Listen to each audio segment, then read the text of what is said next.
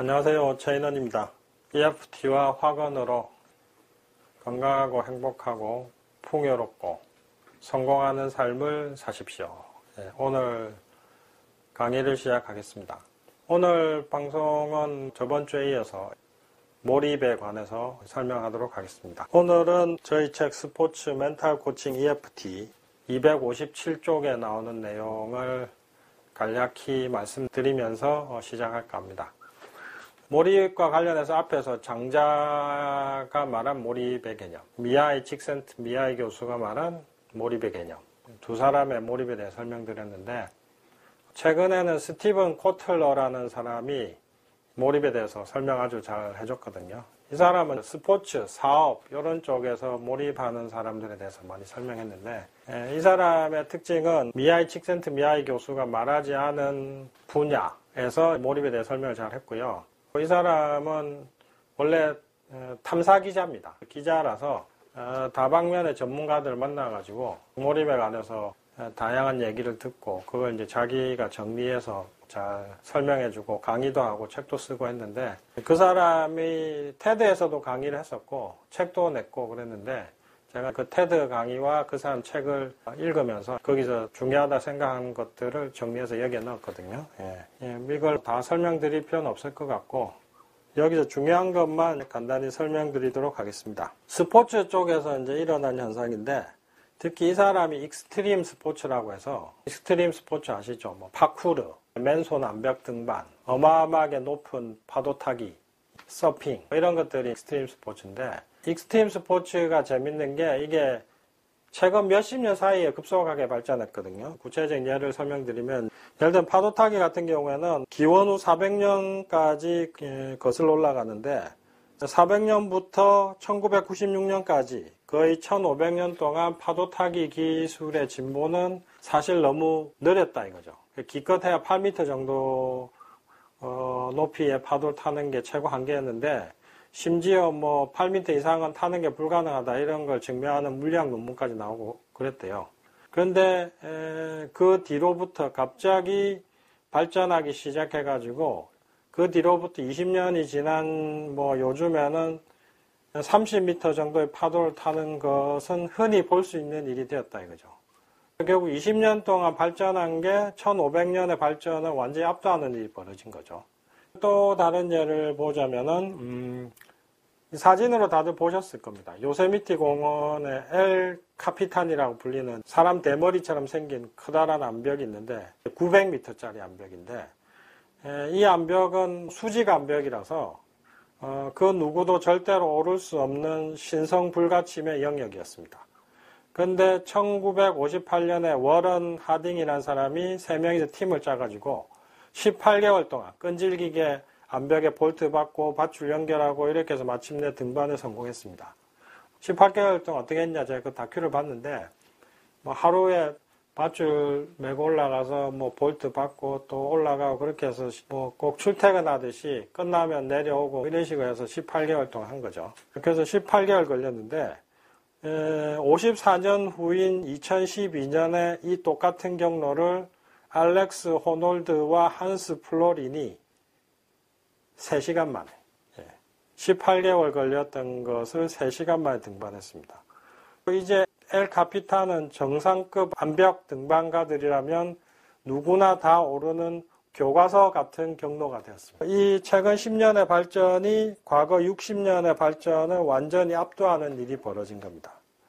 이 분야만 그런 게 아니라 다른 분야, 뭐 파도 타기, 스키도 아주 위험하게 타는 스키 있잖아요. 산 정상에서 쫙 내려오면서 뭐 타는 이런 스키, 암벽 등반, 스노보딩, 묘기 자전거, 묘기 오토바이 타기 이런 거 보셨죠? 뭐 엑스 스포츠라고도 하던데. 스티븐 코틀러가 10여 년을 산과 바다를 쫓아다니면서 이걸 취재를 했는데, 그거 취재하느라고 무려 82번의 골절상을 경험했는데, 그럴 때마다 한두 달 쉬어야 되겠죠. 쉬고 나서 다시 현장에 복귀하면 그새 기술이 발전해 있더라 이거죠. 기술이 한 달, 두 달, 석 달 지나면 다 발전하고 뭐 이런 일이 벌어진 거죠. 그래서 스티븐 코틀러가 도대체 이건 뭐지? 이렇게 된 거죠. 쭉 찾아보니까 이게 바로 몰입 현상이더라. 그 비결은 바로 몰입이더라 이거죠. 익스트림 스포츠에서 선수들이 몰입을 하고 있었고, 몰입에 의해서 이 과거 100년, 200년 동안 정체되어 있던 것들이 불과 10년, 20년 사이에 바바바박 기하급수적으로 발전하고 있더라 이거죠. 그러면서 이 사람이 몰입에 대해서 관심을 갖고 연구하게 됩니다. 몰입했을 때의 뇌파, 몰입했을 때 뇌 속에서 분비되는 신경전달 물질, 신경생리학적 어떤 일이 벌어지느냐, 이런 것들도 전문가들 찾아가서 쭉 물어보고 그 정리해서 발표를 했는데, 그건 책에 있으니까 책 보시고 그걸 구체적으로 다 설명은 드릴 필요는 없을 것 같고, 그 중에서 중요한 거 몇 가지만 찝어드리고 넘어갈까 합니다. 일단 몰입 상태에서는 5가지의 가장 강력한 신경화학 물질, 뉴로케미칼이라고 하는데 이게 한꺼번에 대량 분비된다고 합니다. 이 5가지가 뭐냐 하면은 도파민, 노르에피네프린, 엔돌핀, 아난다마이드, 세로토닌. 들어본 거 몇 개 있으시죠? 엔돌핀 좋다고 들어보셨죠? 세로토닌. 이것도 좋은 것 같은데, 이런 생각 드시죠?